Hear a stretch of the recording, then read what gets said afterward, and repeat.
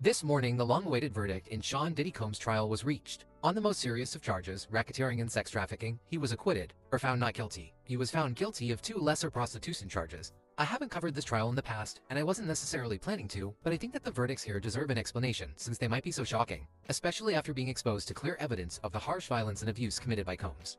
When a court is faced with charges of racketeering, or RICO charges, there are certain key points that they often look for. Usually this involves a prosecution accusing a boss running a criminal enterprise, forcing others to commit heinous acts. The prosecution will often call up witnesses that directly accuse this boss as well. In this case, it would have been Combs.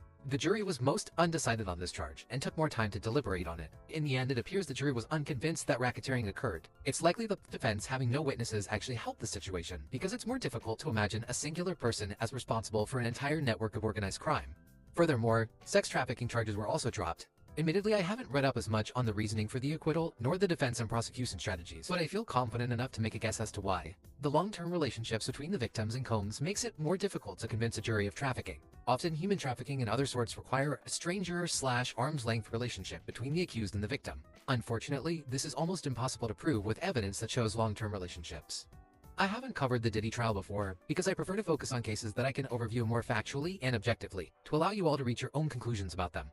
Frankly, this case is disgusting, and there is little to take away from it, other than what hiring a good team of lawyers can do for you. Nevertheless, thank you so much for watching, and I hope you all have a very safe and happy 4th of July weekend. And don't forget to follow if you're interested in more educational videos.